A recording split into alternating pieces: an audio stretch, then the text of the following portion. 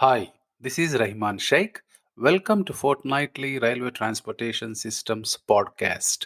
I am the host and railway systems specialist working in this industry for 24 years and counting. This podcast is primarily focused on railway experts who have vast amount of experience and contributed greatly to this amazing industry. This is not a technical seminar but focuses on feel good stories, individual journeys, their success and failures, motivating younger generation to kickstart their career in railways and creating a sense of pride for the railway people who devoted their lives on the most environment friendly public transportation. Our guest for this fortnight is Andrew Howey, Chief Strategy Officer in Interface Rail Engineering in Melbourne. Andrew started his professional career in 1986 as a computer programming in MiTek Industries and later worked as team leader in Telstra. His professional railway journey kicked in 1998 as a deputy project manager in Bombardier Transportation. Andrew held key roles as managing director for Invensys Rail in Australia and New Zealand, vice president in Siemens Mobility, project director in Alstom for Melbourne Airport Rail Link. Andrew has extensive experience in the management of innovative business, including full profit and loss responsibility, with significant expertise in the implementation of growth strategies, business transformation, marketing, business development, public private partnerships, bid management, and project management. Throughout his rail career, Andrew delivered many complex rail projects in Australia. Andrew is also a professional basketball player. Hi, Andrew. Welcome to Railway Transportation Systems Podcast.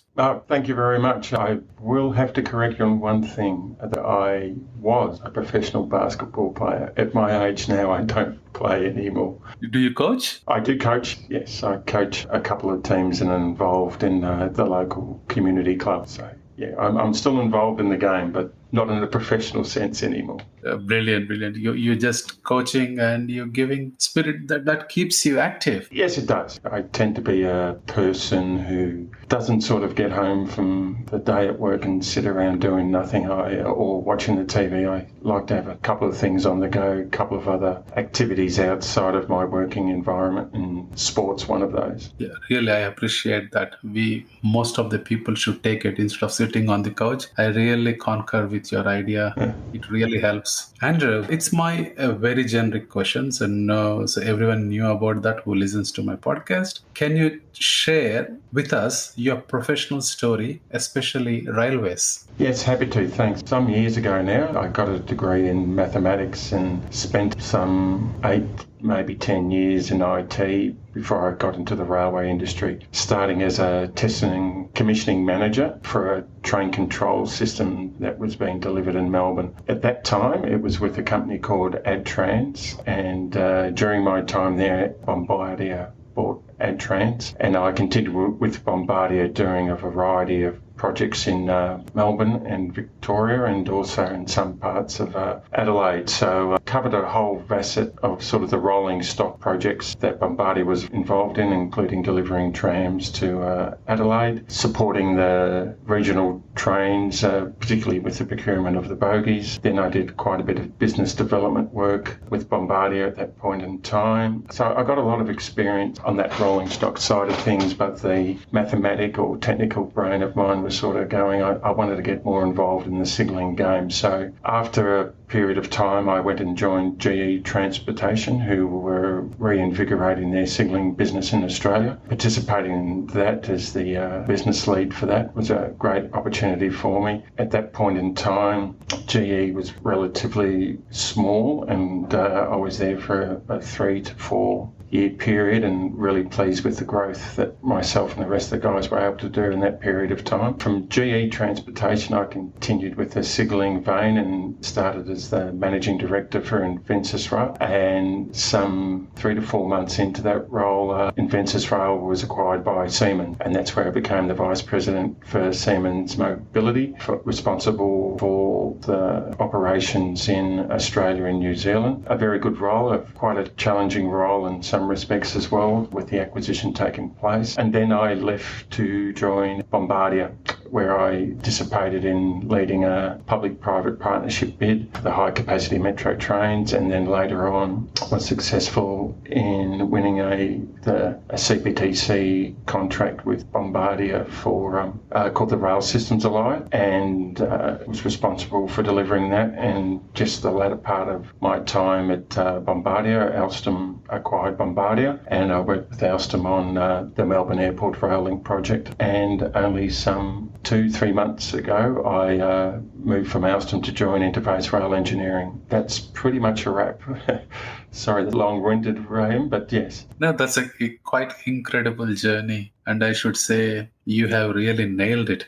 Yeah, I've got a lot out of rail and the railway industry. It's been, it's a good industry. It's a very good industry. Yeah, I'm really proud of it, being part of it. So my next question is linked to this. Why rail? You know, you could have used so many other industries leaving software. I sort of fell into the railway space when I left Telstra to, there was an IT element to it. A train control system has a fair amount of IT-related software and testing commissioning associated with it, albeit in a rail environment.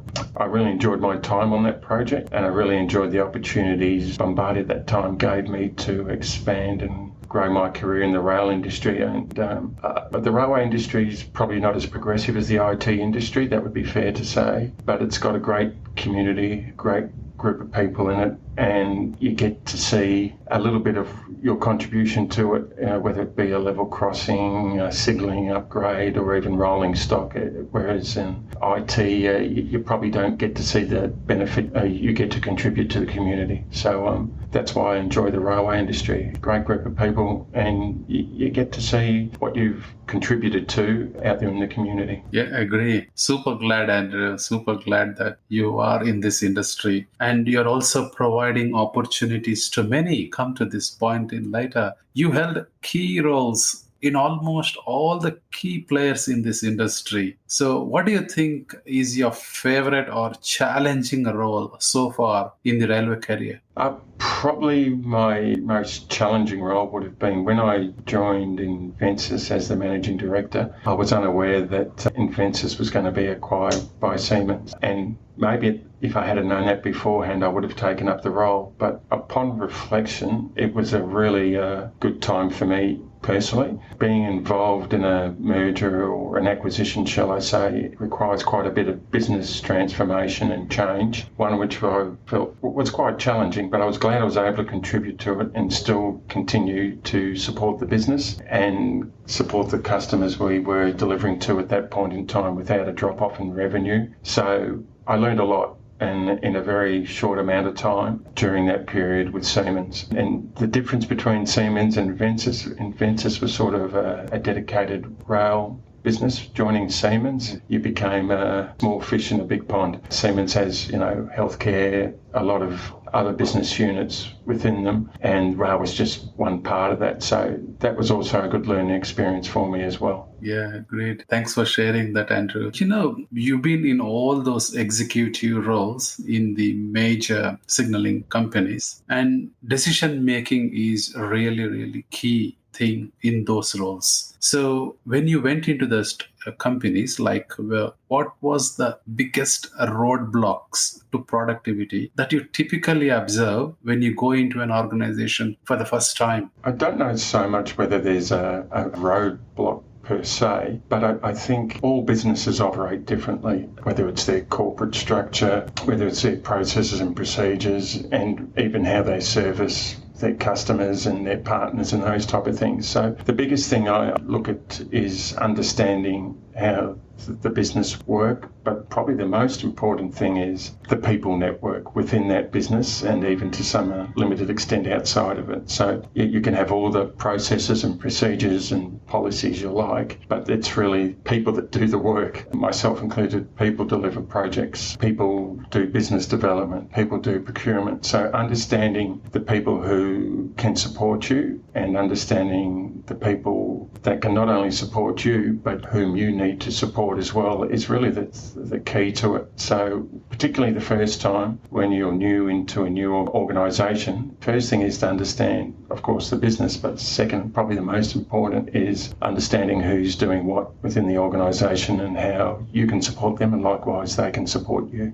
Yeah. There is a concurrent question. I completely agree that people are the key resources for any organization to deliver the projects. But Siemens or Invensys, Alstom, Bombardier, everyone have their own product. So recently, when I read Steve Jobs' biography, what I observed is when he came in second time, he saw there are so many products in the company and he cut down and he brought it to four. Did you find anything like that? So we need to cut down this product or reinvent it? During that period at Siemens, there was a rationalisation of the products that were that both Invensys and Siemens had, and you need to look at it from the lens of, well, what product is effectively better or more advanced, able to be scalable or whatever the case may be. So I tend to look at things in an objective sort of manner, and you set yourselves up with a criteria you want to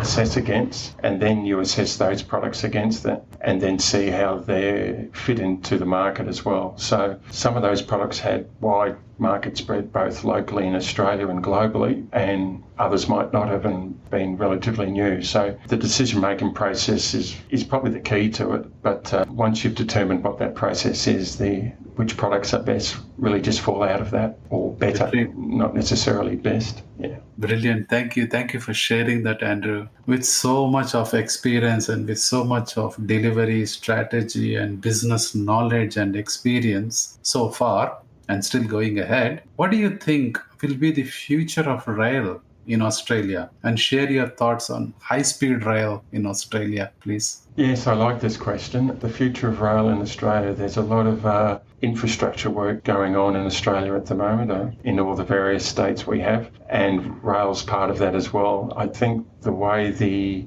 people start using terms like digitalisation, automation, those kind of things, but I think that where the improvements and the future of it is I like to use the term repeatability. So whether it's construction, signalling, or even power, or how that's used in the railway industry, it's being able to reproduce that on a regular pattern. If you have a look in Melbourne, the way they do grade separations at the moment, there's a repeatability around how they do that construction. And signalling's starting to move in that direction. I think it still has a little way to go, but that's sort of the key as I see it. In terms of high-speed rail, I think there's sort of three things that need to be assessed or reviewed before it becomes viable. And everyone often talks about the economics of it, but there's an environmental aspect and also a community benefit. So I often think there's a mistake to think that everything needs to be stacked up economically. For example, this might be a poor example, but if you were to look at a playground, I don't think that would stack up economically, but it has a huge community benefit to the people who use it. So I think when people consider not only the economics and the environment, but the community benefit as well, and when all of those three elements stack up, there's a political push for it. I think high-speed rail could happen in Australia. Yeah. Well, what a beautiful answer.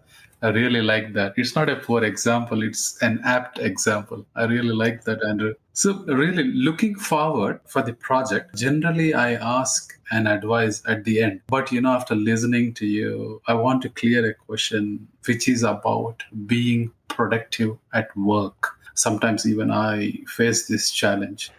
I hear that work as a series of short sprints, but as all day long marathon. So do you agree with this? And how do you think we can actually implement this? That's a great question you ask again. No one genuinely multitasks, and I'm a type of person that likes to have 20 things going on at the same time and dedicate a bit of time to them as I go. But I think it is important in your working life, you've got to be aware of what the end game is and what the end goal is. But I like to start my day by looking at what I've got to get done in front of me and knocking it off. I often use a to-do list, and that's a good approach as well. I think it's also important, particularly for senior people, to delegate and empower their team so that they can learn themselves, grow. Their approach might be a little bit different to your own, but it doesn't necessarily mean you should micromanage them in the philosophy or way that you would like to work. I think giving people the responsibility and authority to do their work is by far the most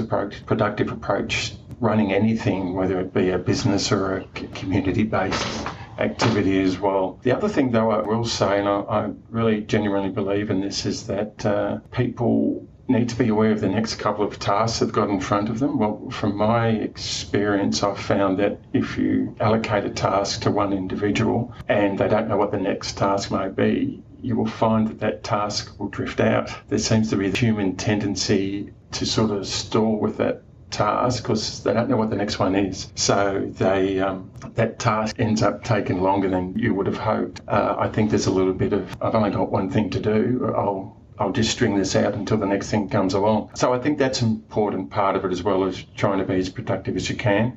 And sometimes I think productivity needs to be looked more at from a team perspective rather than that of a single person, because it's generally teams that deliver what we need, and measuring a team's productivity is possibly the best way to assess productivity of a group. One of the things I will touch on, though, that I've learned through the recent lockdowns we've had because of COVID is I've now almost given up on a notepad and I use everything on Microsoft Notes because I find it helped in terms of being able to copy data with those Microsoft set of tools. Does it make me more productive? I'm not too sure, but I suspect I'm using less paper in any case. Yeah, great ideas. Thank you for those great insights, Andrew. See, there's one more question. You spoke about delegation, you spoke about teams, and you spoke about people. What's about sharing? Because I observed as people climb the ladder, I have seen few leaders not sharing the knowledge and trying to keep within themselves so that they have that knowledge and wisdom. Is that the right leadership? No, I think it's really important, even coming from my sporting background, where if you have a goal, whatever that goal may be, and you can have the same in business,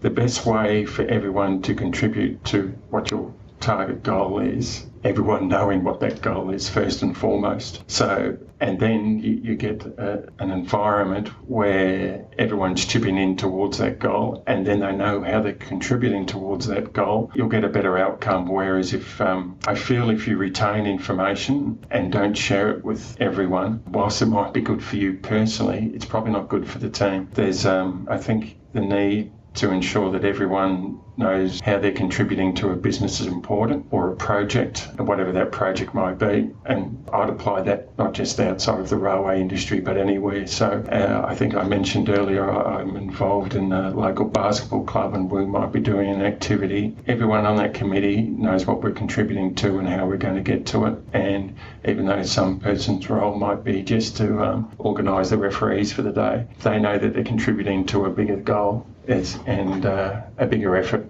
as part of that. Great thoughts and great wisdom. I can see wisdom in that, Andrew. Thank you so much. And we spoke about high rail just now. Now can you share your thoughts or views on rail business in Australia? Without a doubt, what the rail industry in Australia and business needs is a more unified national or standardised approach to the industry. There's been some improvements made, particularly with a couple of national bodies in Australia, but we need to get to a point, and it gets back to this need for repeatability as well. I think we can save a lot of energy and time by adopting the same approach as with technology, construction, and the way we deliver projects by adopting similar approaches to other states in Australia. And Australia, unfortunately, tends to be divided by the 5 states, and the 5 states tend to run the railways the way they want to run them. I think the industry would benefit substantially, and so too would the local governments and the local operators, with a lot more standardisation. And there are a lack of railways resources in Australia at the moment, and even towards getting a national competency framework for which people would work under would be a great way to help reduce that lack of railway resources. If people could move from state to state, city to city and work on projects without the need for having to be competent in New South Wales, for example. I don't want to pick on New South Wales, but I had to pick a state, or competent in Victoria, but I'm not competent in New South Wales. That's stifling the industry at the moment, and particularly when there's a lack of resources, we should be looking at standardisation across the industry to support that. Brilliant. Thank you, Andrew. You touch my heart. I really liked your answer. That national competency framework, unified approach, these are the key things which could resolve the resources issues. Many people, leaders like you, even in my previous podcast, like Tony Eid or Mark Wilde and Warwick Talbot, they all are on the same view that you need to develop one competency framework. And I think this is approach is in Indian Railways, Malaysian Railways, even in UK. You are assessed and you get your IRSC license, and wherever you work for that particular activity, you develop your competency and you are good to go. But I think something we need to address here in Australia, someone like a leaders like you should get this on board and try to resolve this. Yeah, it's much needed. It does seem a little absurd that someone working, I'll pick on Queensland this time, working in Queensland on some form of signalling project can't come to Melbourne and work just because they haven't done that work in the past in Melbourne. The industry's crying out for it at the moment. Yeah, and they have to start from the scratch and develop evidences to get that competency. Yeah, I agree with that. With so much of rail business coming into Australia, we really need to mitigate this. And what do you like to say to the new entrepreneurs like you? For the new entrepreneurs, I think it's important. You need to understand where you fit in or where you want to fit in. And by that I mean is there's many different facets and skill set. There's civil engineers, there's signalling engineers, mechanical, electrical, even telecommunications engineering is part of it. So I think it's understand what you can offer to the railway industry, understanding that market, so finding your niche in the industry, but moreover then, once you know what the market's like, it's understanding your customer and then listening and responding to them in the appropriate manner rather than, shall I say, dictating to them how things should be done. Throughout my working life, I take a fairly strategic view of how things need to be tackled, and it doesn't need to be very complex, but you do need to understand the market, find out where you best fit in, your best opportunity, and then just implement that strategy and you'll do well. So for the new entrepreneurs out there, understand the market, understand your customer, then define your strategy, and as I say, go for it. Yeah, great insights and great ideas to the new entrepreneurs. We just spoke about what changes you would like to see, like unified approach and developing competency framework. My question is again related to that. So what is that change you want to bring in railway industry, and how interface rail engineering would contribute? Outside of the standardisation piece, I've had and been involved in several projects that have started for a range of reasons, some of them political, some of them for other reasons as well. I think what Interface Rail Engineering can contribute, and Interface Rail Engineering's a consultancy business that supports the client side of projects from the inception stage and through to project delivery. I think where Interface Rail Engineering can support is at the early stages of the project. So whether it be the development of a business case or at the project inception start before it goes out to the market, that's where Interface Rail Engineering can offer its specialised resources. We're a group that has fantastic people in it, far smarter than I'll ever be, specialised in a range of areas, whether it be track and civil, power, rolling stock, stations and facility structures, and rail systems in general. And we play in all the various sectors of the railway market, whether it be passenger rail or freight or even light rail. So I think the work that can be done at that front end, everyone says the more you do at the front end, the better your back end of your project comes. So that adage is true. So the more that can be done at that front end will benefit the project at the end of the day. And the other aspect with a lot of these projects in Australia at the moment is that they tend to be rather big, complex projects that can be technically challenging, require a lot of stakeholder engagement and a lot of interface management. And interface rail engineering can support in that area, particularly for the operators. We're not wedded to any contractor or supplier, so all the advice we provide, whether it be technical, contractual operations or just general project advice, is unbiased, and because of the team of individuals we have, we can provide an informed approach to the delivery of